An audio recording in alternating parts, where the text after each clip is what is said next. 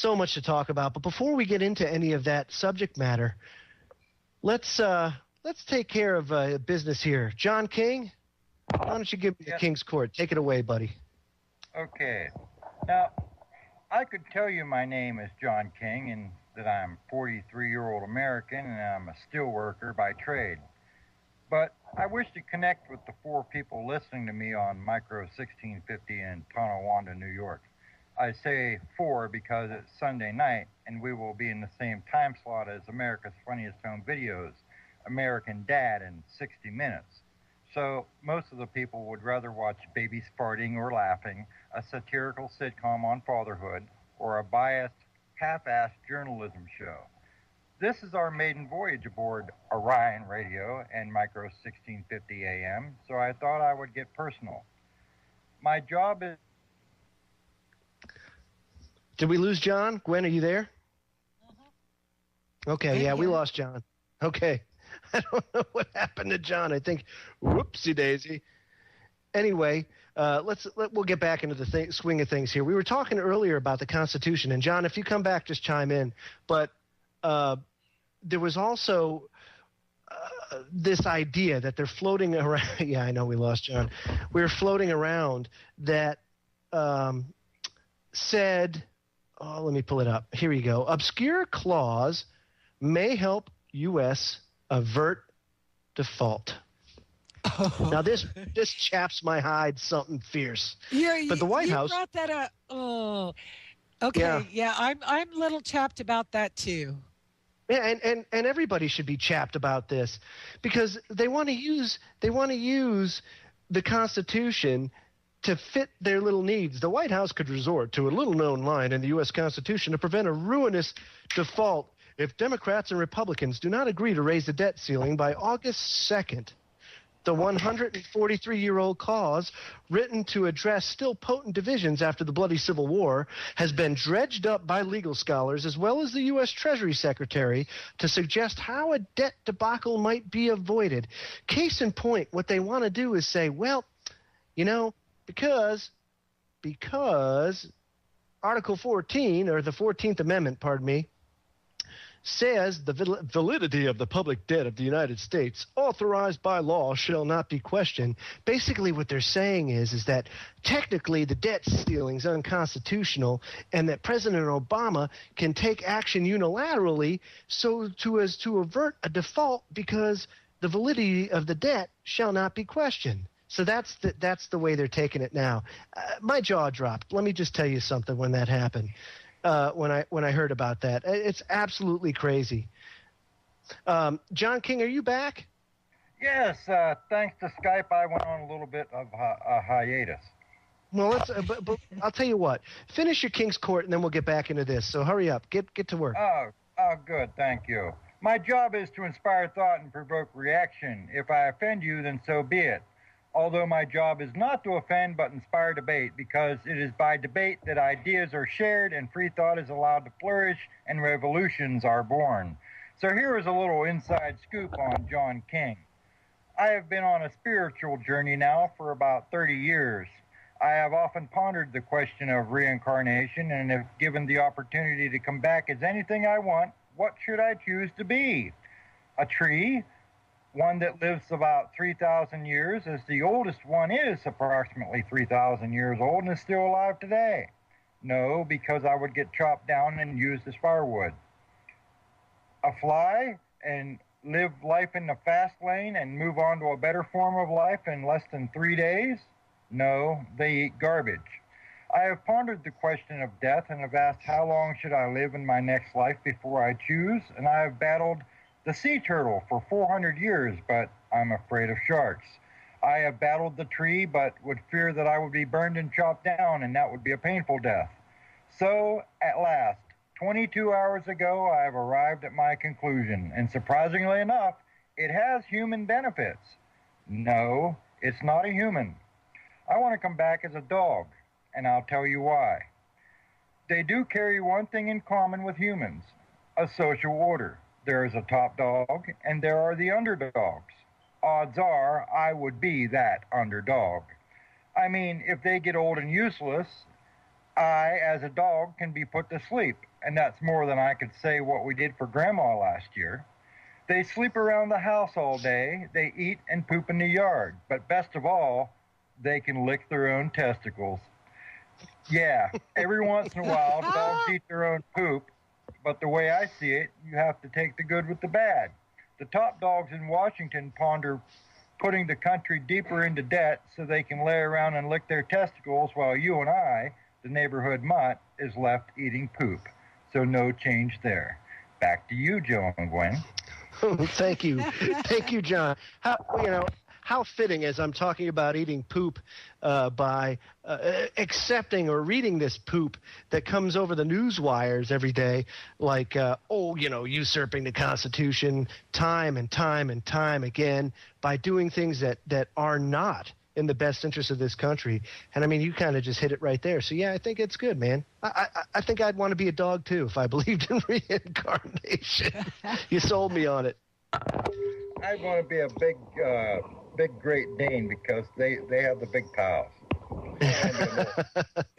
Teacup Chihuahua and get a little Tootsie Roll. That's right. So basically they're saying, and we all knew this, folks. Let me tell you something. We all knew this about the national debt and about budgets and everything else. It's all BS. It's all BS. The Republicans submitted a budget earlier in the year that was only $60 billion off the Democrats' budget. It was $60 billion less.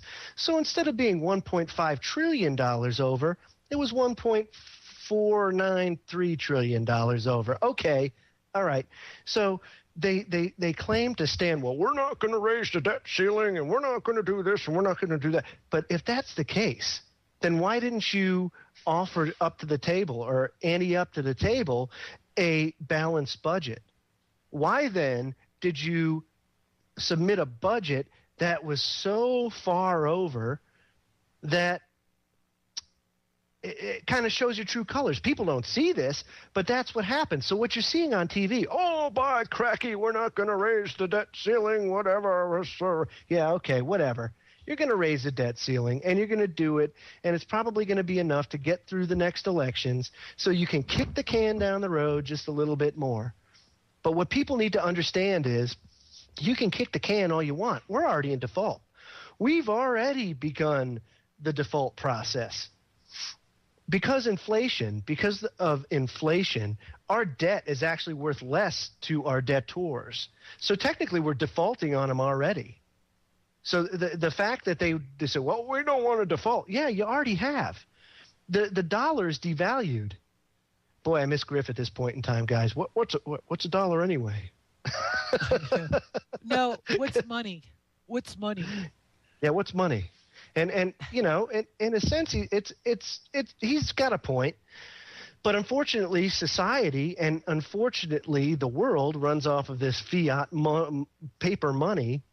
And until there's a significant change, I mean, this is the way it works. So right now you've got the dollar, which is worth about $1.50 in euros, right? So for every euro, it costs $1.50 to get that. So basically, the dollar's devalued, and consequently, everybody that holds debt, what happens when they turn in their debt certificate, their treasury note? Well, you get dollars back. Well, the dollars aren't worth as much as they were. So you're effectively losing money every time the government does something like this. And let me tell you this, too. Anybody right now that buys treasuries are stupid because you're actually losing money. You're getting a negative return. It's crazy. I mean, we could get into it and for days on end. But what's the point? What's the point? Joe, the dollar is useless. Joe, why is the Constitution applicable when it bails them out, but it's not applicable when they're kicking in people's doors and doing illegal search and seizures and committing murder? That's right. We'll talk about that when we get back from break. You're listening to the Freedom Link Radio here on Orion Talk Radio.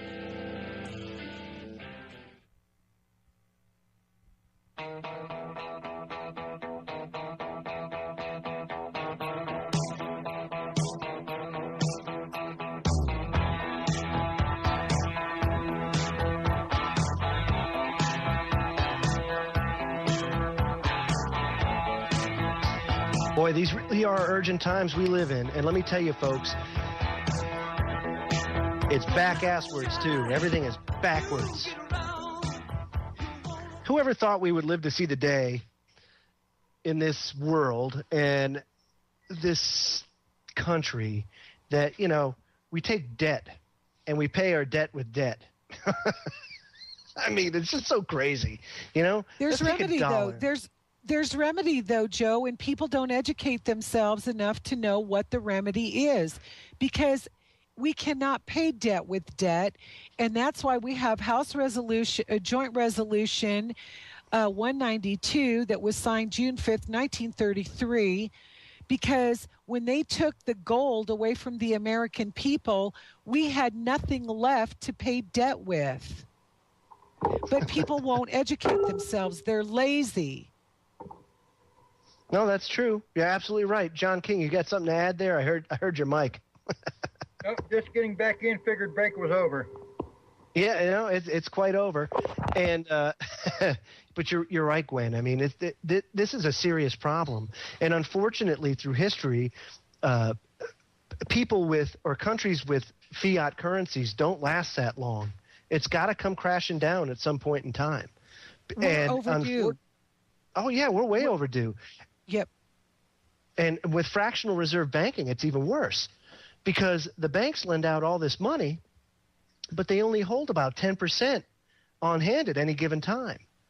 So what happens, and it could happen at any time, you know, there could be one event that just is the catalyst that causes a run on the banks. And what happens then? They shut the doors. You have no access to your quote-unquote money. Why do you think there's such a push to get everybody on direct deposit? Because they want that. They want everybody on direct deposit. The less money they have to give out, the better. So more they can send out. And even then, I mean, I don't even know if that's true. I'll be quite honest with you, because and my big problem is simply – all it is ones and zeros on a keyboard. That's all it is. It's not like they're giving the printing presses just aren't going nonstop anymore. Now they're just doing it on a keyboard. So if they're just creating debt on a keyboard, why can't they press the delete button? That's my question. Because then the people couldn't be enslaved and couldn't be their chattel. That's why It's about enslaving the people. And it truly is. I mean, there is no other explanation. I think about this. I lay awake in the wee hours of the morning thinking about this. And the only conclusion that I can come to is that they do exactly what they do to maintain control of the people. No, they do that. Absolutely right. Think about this, Gwen, just for a second. Think about your college student, right? Your average college student comes out of college in debt $100,000 already. Boom, right off the bat. There you go. Yeah, so you start as soon as you become your adult. You start your adult life in this country. You're in debt. You're paying shit back. You're in debt from the time you're born. They take your birth certificate. It's your bill of lading to slavery. Right. The minute your mother signs your birth certificate, she's signing you over to eternal debt to this country. Of course, it's done without your knowledge, so it's fraudulent. But Correct. Even when people find out, they do nothing to remedy it. People need to look up the word redemption. Look it up. Google redemption.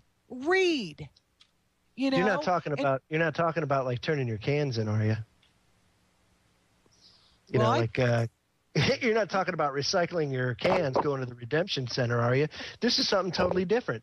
This is when they talk about isn't this when redemption? No, isn't this when, Gwen, they use your social security number to bet you on to pretty much play you on the stock market? Is that what you're talking about? Yes, they use your birth certificate and your social security number.